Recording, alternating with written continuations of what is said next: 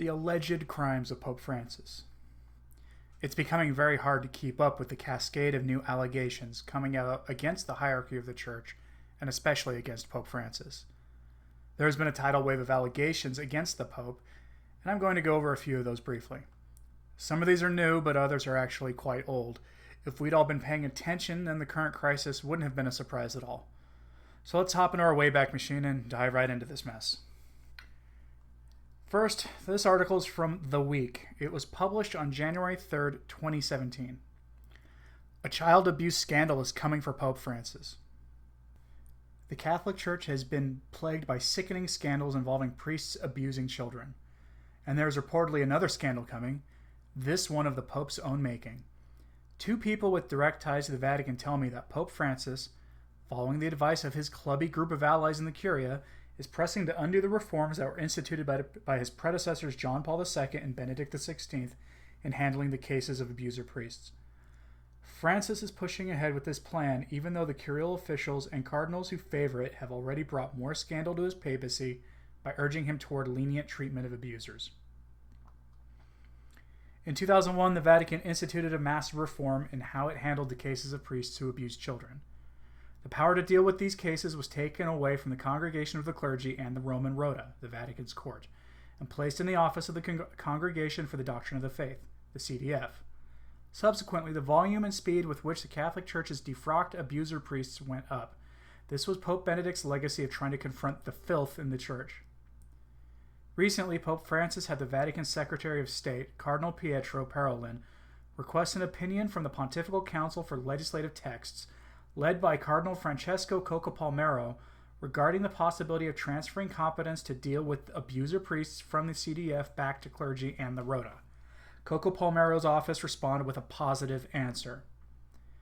Francis was elected in part to reform a dysfunctional curia, so shifting responsibilities is not troubling in itself, and it is hard not to credit the sincerity of his jeremiads against child abusers.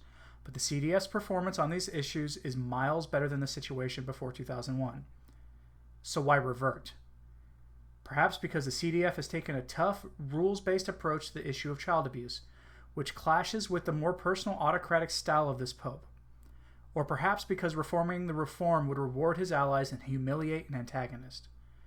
Rumors of this reform have been circulating in Rome for months, and not happily. Pope Francis and his cardinal allies have been known to interfere with CDF judgments on abuse cases. This intervention has become so endemic to the system that cases of priestly abuse in Rome are now known to have two sets of distinctions. The first is guilty or innocent, and the second is with cardinal friends or without cardinal friends. Consider the case of Father Mario Inzoli. Inzoli lived in a flamboyant fashion and had such a taste for flashy cars that he earned the nickname Don Mercedes. He was also accused of molesting children. He allegedly abused minors in the confessional. He even went so far as to teach children that sexual contact with him was legitimated by Scripture and their faith. When his case reached the CDF, he was found guilty. And in 2012, under the papacy of Pope Benedict, Inzoli was defrocked. But Don Mercedes was with cardinal friends, we have learned. Cardinal Coccopalmero and Monsignor Pio Vito Pinto, now Dean of the Roman Rota, both intervened on behalf of Inzoli, and Pope Francis returned him to the priestly state in 2014, inviting him to live a life of humility and prayer. These strictures seem not to have troubled Inzoli too much. In January 2015, Don Mercedes participated in a conference on the family in Lombardy. This summer, civil authorities finished their own trial of Inzoli, convicting him of 8 offenses. Another 15 lay beyond the statute of limitations. The Italian press hammered the Vatican, specifically the CDF, for not sharing the information they had found in their canonical trial with civil authorities. Of course, the Pope himself could have allowed the CDF to share this information with civil authorities if he had so desired. Note that both Parolin and Coccopalmero are both named in Viganio's testimony. If you just found this channel, you can listen to the Viganio document on this channel. I can link the video in the description. Next, we have this piece from USA Today from February of 2017. Pope quietly trims sanctions for sex abusers seeking mercy. Unfortunately, the USA Today piece is formatted in such a way that I can't have screen caps for this video of the article.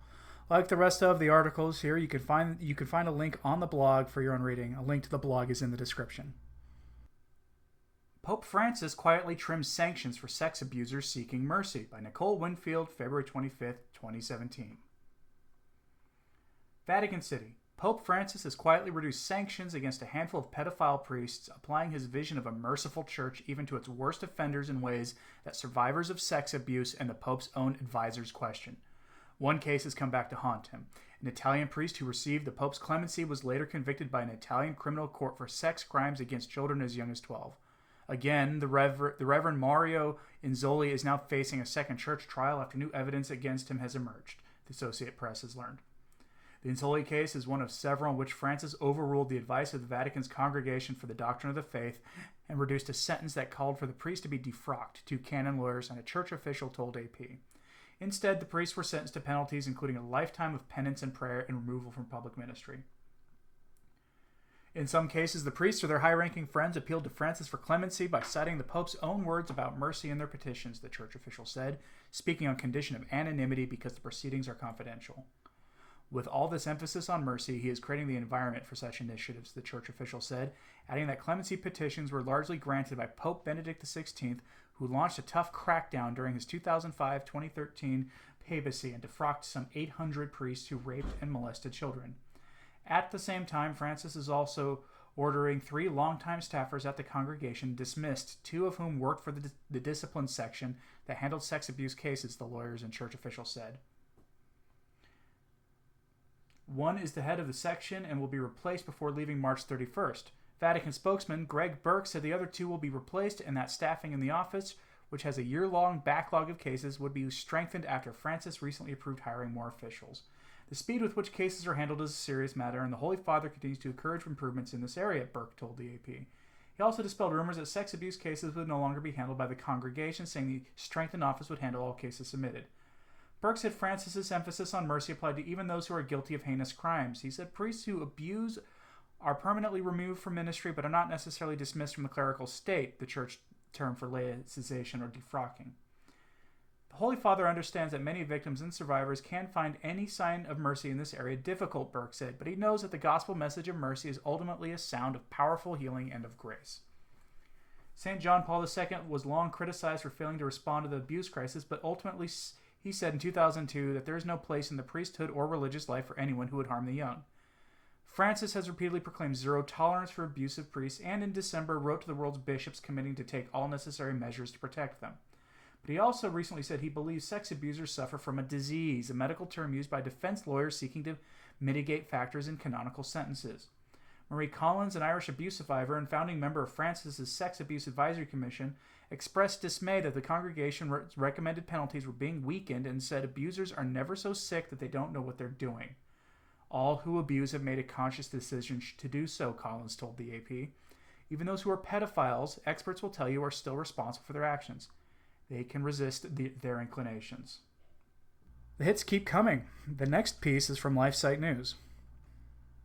Pope Francis's top Reformed Cardinal slams seminarians for exposing homosexuality inside seminary. This is from Honduras.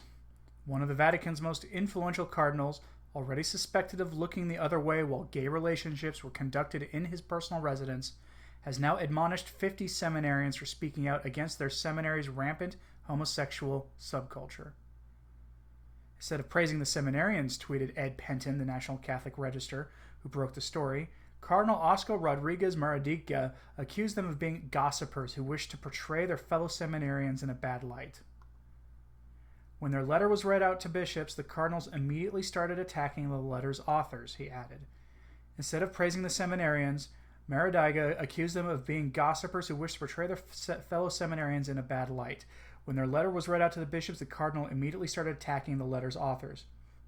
Maradiga is the leader of Pope Francis's Council of 9 Cardinals and was entrusted with the post-Vatican reforms.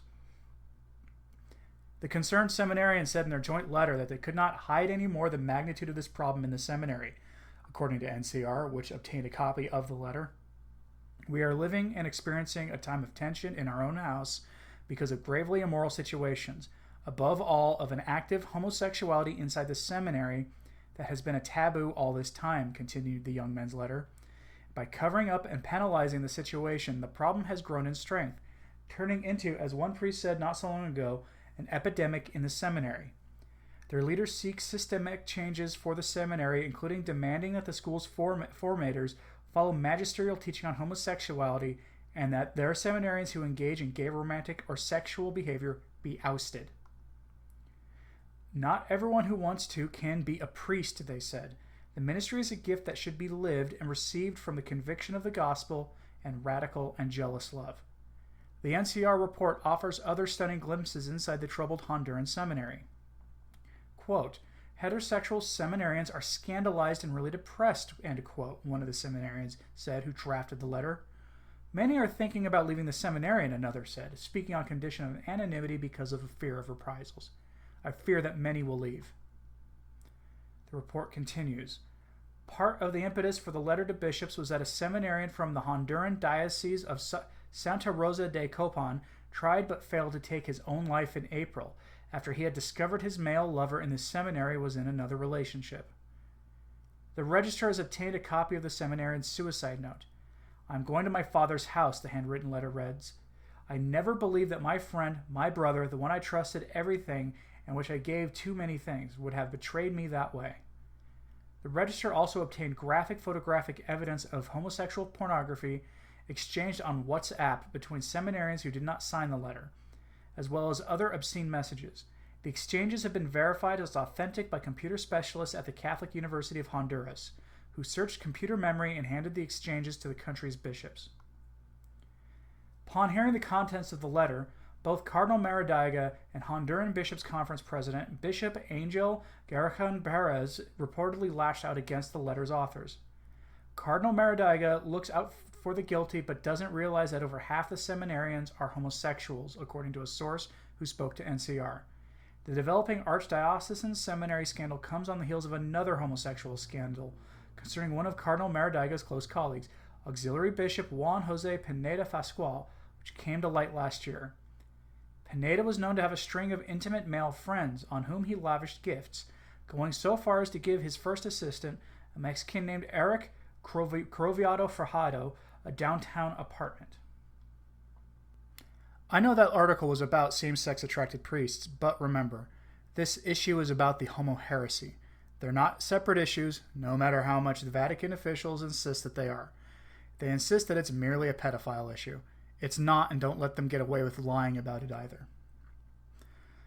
The next piece is also from LifeSite News, posted on August 29th, 2018. If this one doesn't scream organized cover-up, I don't know what will. Breaking. Vatican source. Pope dismissed Cardinal Mueller for following church rules on abuse cases. A highly placed Vatican source told LifeSite News that Cardinal Gerhard Mueller, together with his much experienced 3 CDF priests, were dismissed by Pope Francis because they all tried to follow loyally the Church's standing rules concerning abusive clergymen. In one specific case, Mueller opposed the Pope's wanting to reinstate Don Mauro Inzoli, an unmistakably cruel abuser of many boys, but the Pope would not listen to Mueller. In another case, the Pope decided not to give a Vatican apartment to one of Mueller's own secretaries, but to the now infamous Monsignor Luigi Capozzi, in spite of the fact that someone had warned the Pope about Capozzi's grave problems. The Vatican source also said that it was known to several people in the Vatican that some restrictions were put on Cardinal McCarrick by Pope Benedict XVI, and he thereby confirms Viganio's own claim. When LifeSite News reached out to this very trustworthy and well-informed Vatican source, asking him about the then-breaking Viganio story and the Archbishop's allegations that Pope Francis knew of McCarrick's habitual abuse, he answered, Cardinal Mueller, as prefect of the Congregation for the Doctrine of the Faith, has always decidedly and most sharply followed up on these abuse cases, and that is why he was dismissed, just as his 3 good collaborators, the 3 CDF priests, were also dismissed. In my follow-up with this source, he again explained that Cardinal Mueller, as the prefect of the Congregation for the Doctrine of the Faith, had always been loyally following the Church's laws with regard to abuse cases, for the handling of which the CDF is responsible. According to the source, Mueller also resisted Pope Francis in 2014 when he wanted to reinstate the serial molester of boys, the Italian priest Don Inzoli, allowing him to perform some functions of the priesthood. In opposition to Mueller, the Pope decided differently, the source continued. That is to say, Pope Francis did not follow Cardinal Mueller's advice. In 2012, Inzoli had been found guilty by an ecclesiastical court of abusing boys as young as 12, even in the confessional. He was then suspended ad divinis, barring him from all priestly functions. The historian Henry Sire says in his book, The Dictator Pope, that in 2014, the Pope followed an appeal by Inzoli's friends in the Curia, Cardinal Coco Palmerio and Monsignor Vito Pinto, and he reduced the priest's penalty to a lifetime of prayer. Inzoli, however, was then also ordered to stay away from children, while giving him permission to celebrate Mass privately. In 2015, however, as Michael Doherty reported, Inzoli was already participating again at a conference on the family in Lombardy, Italy. This scandalous case only came to public because an Italian court tried and sentenced Inzoli to 4 years and 9 months in prison, a grave public fact that the Vatican could not responsibly ignore. Inzoli was found guilty in 2016 of more than 100 episodes, explains Henry Sire. In response to this shocking news, the Vatican initiated a new canonical trial. It's interesting to note that Cardinal Mueller himself was dismissed by Pope Francis without any evident advance notice at the end of June 2017, only 1 month after the Cardinal had for the first time publicly criticized the Pope. In a 25 May interview with EWTN's Raymond Arroyo, he had confirmed publicly an earlier report, which first was published by Marco Tossati, according to which the Pope dismissed 3 of Mueller's best CDF priests. And this again without any prior notice or explanation. And I am the Pope. I do not have to give reasons for any of my decisions. I have decided that they have to leave, and they have to leave, are the Pope's explicit words as reported by Tossati. That's only 4 articles, but a clear pattern emerges. The Supreme Pontiff has been alleged to have purposely overruled the dismissal of priests who had been known to molest children. Further, when cardinals actually did their job and prosecuted the perpetrators of these crimes with swift and hard retribution, those who did their jobs were removed from office. That has stunning implications. And again, most of the figures named in these articles were named in Vigadio's testimony. I'll let you consider the veracity of those claims yourself. If you enjoyed this video, please subscribe. You can find me on various social media platforms with links in the description. Ave Maria.